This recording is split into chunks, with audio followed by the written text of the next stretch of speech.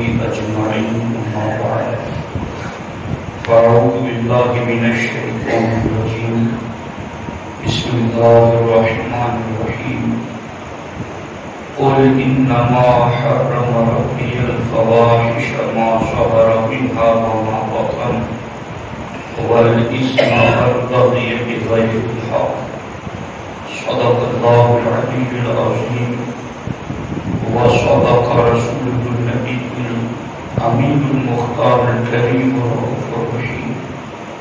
انتہائی احترام و عقیدت کے ساتھ حضور سید المرسلین خاتم الانبیاء شفیع المذنبین رحمت للعالمین صلی اللہ تعالی علیہ وآلہ واصحابہ وبارک وسلم کی بارگاہ میں اپنی غلامی کا ثبوت دیں اور جس طریقے سے میں پڑھا ہوں میرے ساتھ مل کر باادب آواز بلند نذرانے محبت پیش کریں. الصلاۃ والسلام علیک یا رسول اللہ، الصلاۃ والسلام علیک یا حبیب اللہ، الصلاۃ والسلام علیک یا نبی اللہ وعلی آلک واصحابک یا نور اللہ صلی اللہ تعالی علیہ وسلم. اللہ رب العزت کا بے پناہ فضل و کرم احسان و شکر ہے کہ اس رب کی توفیق سے سیدنا بابا ریحان رحمت اللہ تعالی علیہ کے زیر سایہ اس مسجد میں سنی اجتماع میں شرکت کی سعادت مل رہی ہے. اللہ کریم ہم سب کی حاضری اپنی بارگاہ میں قبول فرمائے. دوستان محترم،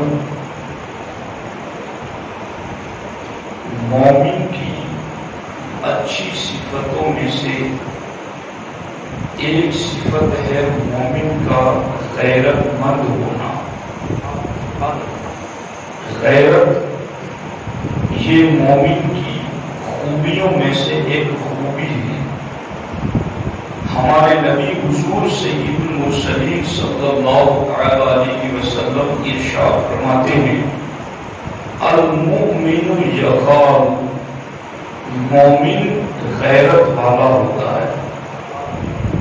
اور اللہ کے رسول صلی اللہ علیہ وسلم نے ایک مقام پر فرمایا ان اللہ تعالی یحب من عباده الغیور، اللہ اپنے بندوں میں سے غیرت مند سے پیار فرماتا ہے. تو مومن غیرت مند ہوتا ہے اور غیرت مند سے اللہ پیار فرماتا ہے. یہ غیرت کسے کہتے ہیں اور غیرت کی تعریف کیا ہے؟ علامہ بدر الدین عینی علیہ الرحمہ لکھتے ہیں کہ شوہر اور بیوی کی ایک دوسرے کے ساتھ جو خصوصیت ہے اس میں کسی دوسرے کی شرکت کی وجہ سے خون کا کھولنا اور جوش میں آنا اور ایک دوسرے کو دفع کرنا اسے غیرت کہتے ہیں. اور اسی معنی کی وضاحت قاضی عیاض رحمۃ اللہ تعالی علیہ نے یوں فرمائی ہے کہ کسی کی خصوصیت میں جب دوسرا شریک ہو جائے تو اس کی وجہ سے اس کے دل میں جو تغیر اور تبدیلی پیدا ہوتی ہے اور غصہ جوش میں آتا ہے اس کو غیرت کہتے ہیں. یعنی ایک بندے کی کوئی اسپیشلسٹی تھی، کوئی اس کی خصوصیت تھی، اس میں کسی دوسرے بندے نے دخل اندازی کی تو اس دخل اندازی کی وجہ سے بندے کے خون میں جو جوش پیدا ہوتا ہے اس کو غیرت کہتے ہیں. اور سب سے شدید غیرت اس وقت ہوتی ہے جب شوہر اور بیوی کی خصوصیت میں کوئی دوسرا شریک ہو. تو یہ جو غیرت کا معنی ہے یہ بندوں کے حق میں ہے. یعنی مومن جو غیرت مند ہوتا ہے تو اس کی غیرت کا تقاضا یہ ہے کہ وہ اپنی اہل میں، اپنے بیوی بچوں میں یا کسی اور گناہ کے معاملے میں جو اس کا جذبہ جوش میں آتا ہے اس کو غیرت کہتے ہیں. اللہ رب العزت کا غیرت والا ہونا اس کا معنی یہ ہے کہ اللہ تعالی ناراض ہے اور اس پر سخت پکڑ کرے گا. اب مومن جو غیرت مند ہوتا ہے جب وہ اپنی بیوی کے حوالے سے، اپنی بچیوں، اپنی بہن کے حوالے سے جب کوئی ایسی ناگوار بات دیکھتا ہے یا سنتا ہے تو محض اس کا خون جوش ہی نہیں مارتا بلکہ وہ انتقام اور بدلے کے لیے بھی تیار ہو جاتا ہے. تو غیرت مند ہونا یہ مومن کی خوبی ہے. اب ہمارے نبی حضور سید المرسلین صلی اللہ علیہ وسلم کے صحابی حضرت سعد بن عبادہ رضی اللہ تعالی عنہ کہنے لگے لو رأیت رجلا مع امرأتی لضربته بالسیف غیر مصفح. فرماتے ہیں کہ میں اگر اپنی بیوی کے ساتھ کسی کو دیکھوں تو میں تیز دھاردار تلوار سے اس پر حملہ کروں گا. فبلغ ذلك رسول اللہ صلی اللہ علیہ وسلم. حضرت سعد کا یہ غیرت مند جملہ جب اللہ کے رسول علیہ السلام تک پہنچا تو ہمارے آقا علیہ السلام نے فرمایا اتعجبون من غیرت سعد، کیا تمہیں سعد کی غیرت پر تعجب ہو رہا ہے؟ سرکار نے فرمایا فواللہ لأنا اطیر منہ، خدا کی قسم میں سعد سے بڑا غیرت والا ہوں. واللہ اطیر منی، اور اللہ مجھ سے بھی بڑا غیرت والا ہے. یعنی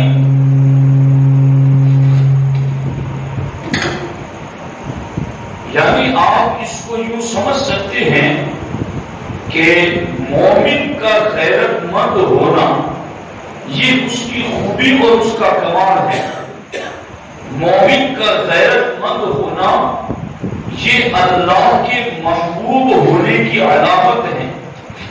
چونکہ ہمارے آقا علیہ السلام نے فرمایا کہ اللہ اپنے بندوں میں سے غیرت مند سے پیار فرماتا ہے. اب مومن جب غیرت مند ہوتا ہے تو وہ جب اپنی اہل میں کوئی چیز ناگوار دیکھتا ہے تو وہ انتقام لینا چاہتا ہے، بدلہ لینا چاہتا ہے. اور یہاں ہمارے نبی علیہ السلام فرماتے ہیں کہ اللہ سب سے بڑا غیرت والا ہے. یہاں تک کہ احادیث طیبہ میں ہمارے نبی حضور سید عالم صلی اللہ علیہ وسلم ارشاد فرماتے ہیں لا شیء اغیر من اللہ تعالی، اللہ سے بڑا کوئی غیرت والا نہیں ہے. دوسرے مقام پر ہمارے آقا علیہ الصلوۃ والسلام نے اللہ کی غیرت کے حوالے سے ارشاد فرمایا لیس احد اغیر من اللہ تعالی، کہ اللہ سے زیادہ غیرت والا کوئی نہیں ہے. لا احد اغیر من اللہ تعالی. اس قسم کے بہت سارے الفاظ احادیث طیبہ میں ذکر کیے گئے ہیں جن میں اللہ کی غیرت کی شدید ہونے کے حوالے سے ذکر فرمایا گیا لا شیء اغیر من اللہ تعالی. اور اس کے ساتھ ساتھ لا شیء اغیر من اللہ تعالی. اور اس کے علاوہ اللہ رب العزت کی غیرت کے حوالے سے لیس شیء اغیر من اللہ تعالی، اس قسم کے الفاظ احادیث طیبہ میں کئی مقامات پر آئے ہیں۔ تو اب اس بات کو آپ سمجھیں کہ ہم جب غیرت میں آتے ہیں تو ہماری غیرت کا تقاضا یہ ہوتا ہے کہ ہم کسی سے بدلہ لیتے ہیں، کسی کو اپنی طاقت کے مطابق جواب دیتے ہیں۔ اللہ رب العزت سے بڑا کوئی غیرت والا نہیں ہے۔ تو اللہ کی غیرت کس چیز میں ہے؟ ہمارے آقا حضور سید المرسلین صلی اللہ تعالی علیہ وسلم ارشاد فرماتے ہیں کہ اللہ رب العزت جو غیرت والا ہے اس کا معنی یہ ہے وَلِذَلِكَ حَرَّمَ الْفَوَاحِشَ مَا ظَهَرَ مِنْهَا وَمَا بَطَنَ۔ جب بندہ اپنی بیوی بہن بیٹی میں کوئی ناگوار بات دیکھتا ہے تو غیرت کھاتا ہے۔ اللہ کو کس بات پر غیرت آتی ہے؟ خود اللہ کے رسول علیہ السلام نے فرمایا کہ اللہ نے اپنی غیرت ہی کی وجہ سے فواحش اور منکرات کو ناجائز اور حرام قرار دیا ہے۔ یعنی گناہ میں اللہ کی غیرت ہے کہ بندہ جب گناہ میں پڑتا ہے، بے حیائی میں پڑتا ہے، زنا میں پڑتا ہے، بدکاری میں پڑتا ہے، تو اللہ تعالیٰ فرماتا ہے کہ اس وقت اللہ کی غیرت کو جلال آتا ہے۔ ہم جب غیرت کھاتے ہیں تو ہم اپنی محدود طاقت کے مطابق ایکشن لیتے ہیں اور اپنی چھوٹی سی طاقت کے مطابق ہم اس کا جواب دیتے ہیں، مگر اللہ تو قادر و قیوم ہے، وہ تو ہر چاہے پر قادر ہیں، وہ تو خالق اور مالک ہیں، وہ تو مالک الملک ہے، اس کی تو شان یہ ہے فعال لما یرید۔ اللہ فرماتا ہے میں جو چاہوں گا۔ اللہ کو کوئی پوچھنے والا نہیں ہے کہ تو نے یہ کیوں کیا اور یہ کیوں کہا۔ اللہ تبارک و تعالیٰ کی شان یہ ہے وہ کن فیکون کی شان کا مالک ہے۔ اللہ کی شان یہ ہے لہ الامر، سارے فیصلے اسی کے دست کرم میں ہیں، وہ جو چاہے فیصلہ فرمائیں۔ تو جب ہم اپنی محدود طاقت کے مطابق غیرت میں آتے ہیں تو انتقام لیتے ہیں۔ جب کوئی گناہ میں پڑتا ہے، بدعملی میں پڑتا ہے، بے حیائی میں پڑتا ہے، تو اللہ تعالیٰ فرماتے ہیں وہ میری غیرت کو آواز دے رہا ہے، وہ اس وقت میری غیرت کو چیلنج کر رہا ہے، وہ اس وقت میری غیرت کو جلال میں ڈال کے آتا ہے۔ اور جب اللہ کی غیرت کو جلال آتا ہے تو آپ کو پتا ہے فرعون جیسا تخت پر بیٹھا ہوا بادشاہ جو انا ربکم الاعلی کا نعرہ لگا رہا تھا، اللہ نے اسے سمندر میں کیسے ڈبو دیا، اور سمندر کے پانی نے بھی اس کو پناہ نہ دی۔ فَالْيَوْمَ نُنَجِّيكَ بِبَدَنِكَ لِتَكُونَ لِمَنْ خَلْفَكَ آیَةً، آج ہم تجھے پانی سے پھر باہر پھینک دیں گے تاکہ تیرا وجود لوگوں کے لیے عبرت بن جائے۔ آپ نمرود کو دیکھیں، شداد کو دیکھیں، حامان کو دیکھیں، صالح السلام کی قوم کو دیکھیں، قوم مدین کو دیکھیں، قوم لوط کو دیکھیں، وہ قومیں جو یہ نعرے لگاتی تھی من ہوا اشد منا قوہ، یہ قرآن میں اللہ رب العزت نے فرمایا کہ وہ قومیں جو پہاڑوں کو کاٹ کر کے اس میں محل بناتی تھی اور وہ اپنی طاقت پر اتنا گھمنڈ کرتی تھی کہ وہ یہ کہتی کون ہے تو ہم سے بڑا طاقتور ہے۔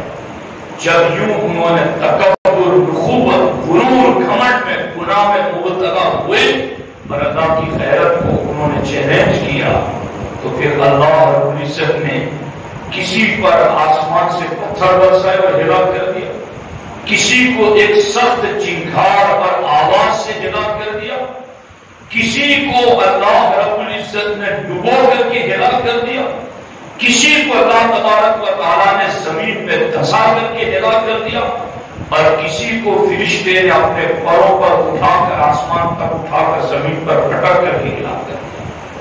یوں یہ گناہ کے ذریعہ رب کی غیرت کو چیلنج کرنے والے جو تباہ ہوئے ہیں۔ لیکن آج امت مسلمہ کی حالت دیکھیں تو وہ کون سا گناہ ہے جو اگلی امتوں میں وہ یہ امت نہ کر رہی، بلکہ ان سے بھی زیادہ ہر گناہ کی فیلڈ میں لوگ آگے بڑھ گئے ہیں۔ تو یہ گناہ لوگ سوچ رہے ہیں قحط ظالم نہیں جا رہی ہے، ظالم بادشاہوں کی تاناشاہی ختم نہیں ہو رہی ہے، قوم دن بدن ذلیل ہو رہی ہے، مہنگائی بڑھ رہی ہے اور ہر چاروں طرف انسانیت کراہ رہی ہے۔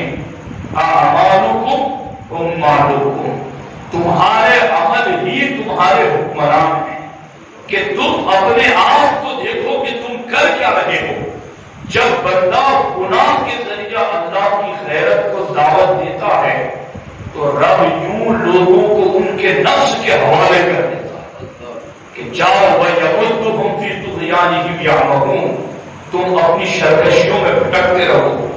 کئی لوگ کبھی کبھی یوں بھی سمجھتے ہیں کہ جب مال دولت آ رہے ہوں اور اس کی صحت میں بھی کوئی فرق نہ پڑ رہا اور وہ گناہ بھی کرتا جا رہا ہے، وہ یہ سمجھ رہا ہے کہ اگر میرا گناہ ناپسندیدہ ہوتا تو میری پکڑ کیوں نہیں ہوتی، میرا تو مال دن بدن بڑھ رہا ہے، میں تو دن بدن ترقی کر رہا ہوں، میرے تو سر میں درد تک نہیں ہوتا ہے، اسے پتا چلا کہ میں جو کر رہا ہوں وہ ٹھیک کر رہا ہوں۔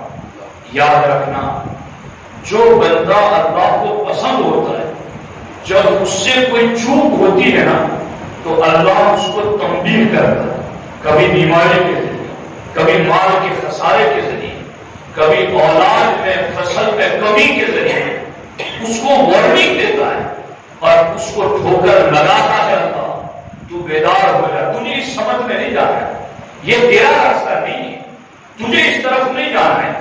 لیکن جب بندہ بے باک ہو جاتا ہے گناہ کے معاملے میں، جب جری ہو جاتا ہے گناہ کے معاملے میں، تو اللہ تبارک و تعالی اس کی لگام کو ڈھیلی کر دیتا ہے اور اس کو اسی کے نفس کے حوالے کر دیتا ہے کہ اب تیری سزا تھوڑی نہیں ہے، تو اور زیادہ کر تاکہ اپنی سزا تک پہنچ جائے، تجھے اس سزا پر میں روک دوں گا، اس گناہ پر روک دوں گا تو تیری جو بڑی سزا ہے وہ تجھے نہ مل سکے گی۔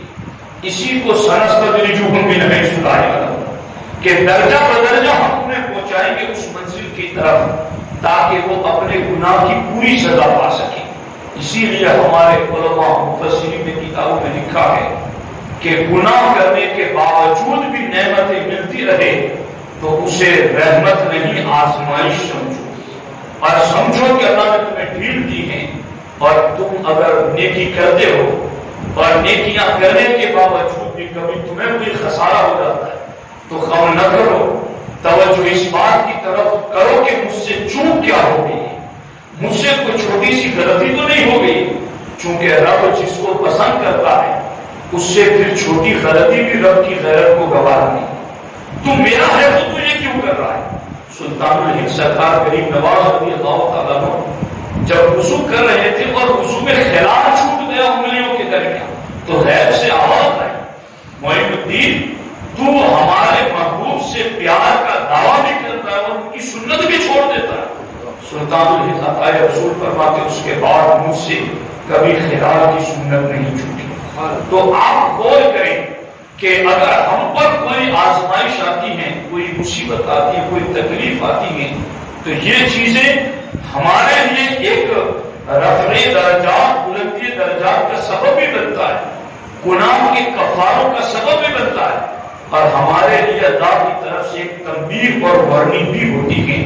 اب یہاں میں اس چیز کی طرف آپ کی توجہ دلانا چاہتا ہوں کہ حضرت سیدنا جعفر طیار رضی اللہ تعالی عنہ ان کے حوالے سے ایک روایت میں ہے کہ حضرت جبریل امین نے آ کر اللہ کے رسول علیہ السلام کی بارگاہ میں عرض کیا کہ اللہ تعالیٰ کو جعفر طیار کی 4 عادتیں بہت پسند ہیں۔ یعنی یہ کیسی بات ہے، وہ کیسے لوگ رہے؟ اللہ جبریل کو بھیج کر اپنے محبوب سے کہ جعفر کی 4 عادتیں اللہ کو بہت پسند ہیں، کاش ہم بھی کوئی ایسی عادتیں لکھ لیں ڈائری میں اور پھر اس پر روز نظر ڈالا کریں، جہاں سوئے تو بھی نظر ڈالیں، بستر کے سامنے لگا کر رکھیں۔ کچھ عادتیں تو ہم میں اچھی ہونی ہی چاہیے، اگر مومن ہے تو کیوں نہیں؟ جعفر طیار رضی اللہ تعالیٰ عنہ کے بارے میں جبریل کے ذریعے اللہ نے فرمایا جعفر کی 4 عادتیں اللہ کو بہت پسند۔ تو پھر سرکار نے جعفر طیار کو بلایا اور سرکار نے فرمایا کہ جعفر وہ 4 عادتیں تمہاری کون سی ہے کہ وہ اللہ کو پسند ہے اور جبریل بتا رہے؟ حضرت جعفر طیار رضی اللہ تعالیٰ عنہ نے عرض کیا حضور ایک عادت تو یہ ہے کہ میں نے کبھی شراب نہیں پی، یعنی حرام ہونے کا حکم نازل ہونے سے پہلے بھی میں نے کبھی شراب نہیں پی۔ فرماتے ہیں اور اس کی وجہ یہ تھی کہ میں جانتا تھا کہ اس سے عقل ضائع ہو جاتی اور میں چاہتا تھا کہ عقل اور بھی تیز ہو۔ تو جس شراب سے عقل غائب ہو جاتی ہے، عقل کند ہو جاتی ہے، تو میں نے زمانے جاہلیت میں اسلام لانے سے پہلے بھی حضور کبھی شراب نہیں، میری یہ عادت اچھی عادت ہے الحمدللہ۔ آپ میں سے بھی کئیوں میں یہ عادت ہوگی کہ اللہ تعالیٰ نے ان میں سے ہو سکتا ہے سارے ہی لوگ ہوں گے جنہوں نے کبھی شراب کو منہ تک نہیں لگا الحمدللہ۔ دوسری بات اللہ فرماتے ہیں دوسری عادت یہ کہ زمانے جاہلیت میں بھی میں نے کبھی بت کی پوجا نہیں، کیونکہ میں جانتا تھا کہ یہ پتھر ہے، نہ نفع دے سکتا ہے نہ نقصان دے سکتا ہے، تو میں نے زمانے جاہلیت میں بھی کبھی بت کو سجدہ نہیں کیا۔ اور تیسری عادت یہ ہے کہ میں کبھی زنا میں مبتلا نہیں ہوا، کیونکہ میں اس کو بے غیرتی سمجھتا ہوں۔ یہ میری رسول کے حوالے سے جو بات ہے، میں کبھی زنا میں مبتلا نہیں جعفر طیار، کیونکہ میں اس کو بے غیرتی سمجھتا ہوں۔ اور یاد رکھنا کما تدین تدان، جیسا کرو گے ویسا کرو، ان باتوں کو یاد رکھنا۔ چوتھی عادت یہ ہے کہ میں نے کبھی جھوٹ نہیں بولا، کیونکہ میں جھوٹ کو کمینہ پن سمجھتا ہوں۔ جو جھوٹا ہوتا ہے وہ کمینہ ہوتا ہے، تو میں نے کبھی جھوٹ نہیں بولا۔ تو آپ دیکھیں کہ وہ کس طرح سے گناہوں سے اپنے آپ کو بچایا کرتے ہیں۔ حضرت سیدنا ابراہیم بن ادہم رضی اللہ تعالیٰ ان کی خدمت میں ایک بندہ حاضر آیا اور اس نے کہا کہ حضور مجھے کچھ نصیحت کیجیے۔ سیدنا ابراہیم بن ادہم رضی اللہ تعالیٰ نے کہا کہ میں تجھے کیا نصیحت کروں؟ وہ ضد کر کے بیٹھ گیا نہیں مجھے آپ نصیحت کریں۔ آپ نے کہا کہ چلو اب تو نصیحت مانگ ہی رہا ہے تو میں تجھے نصیحت کر ہی دیتا ہوں۔ میں اس نیت سے سنا رہا ہوں کہ میں اپنے دل کو سنا رہا ہوں، میری اپنی کوئی حیثیت نہیں، یہ بزرگوں کا فرمان آپ تک پہنچا رہا ہوں، لیکن اس کو کیا باندھو پکڑو۔ میں نے کہا کہ کچھ باتوں کو تو مضبوطی سے پکڑ دو۔ حضرت ابراہیم بن ادہم رضی اللہ تعالیٰ عنہ کا میری پہلی نصیحت یہ ہے کہ جب تیرا گناہ کرنے کا ارادہ ہو تو اللہ کا رزق کھانا چھوڑ دے، تو کسی اور کا رزق کھا۔ اس نے کہا حضرت یہ کیا نصیحت ہوئی؟ اللہ کے علاوہ کوئی رازق تو ہے ہی نہیں، رزق اسی کا ہے۔ کہا تجھے یقین ہے کہ رزق اسی کا؟ کہا مجھے یقین ہے۔ کہا پھر جس کا کھایا جاتا ہے اس کی نافرمانی نہیں کی جاتی۔ پھر اس نے کہا کہ حضور کچھ اور نصیحت کرے۔ کہا جب تیرا گناہ کرنے کا پکا ارادہ ہو جائے تو تو اتنا چھپ کے گناہ کر کے تجھے اللہ نہ دیکھے۔ کہا حضور یہ کیسے ممکن ہے؟ وہ تو ہر چھپے ظاہر کو جانتا ہے، وہ تو ظاہر باتیں سب کو جانتا ہے۔ کہا مجھے یقین ہے کہ وہ ہر جگہ دیکھ رہا ہے۔ کہا مجھے یقین ہے کہ وہ ہر جگہ دیکھ رہا ہے۔ کہا پھر جب اللہ کو خالق کو مالک بھی مانا اور یہ بھی مانا کہ وہ ہر جگہ دیکھ رہا ہے، تو جب تیرا مالک تجھے دیکھ رہا ہو تو تو گناہ کیسے کرے گا؟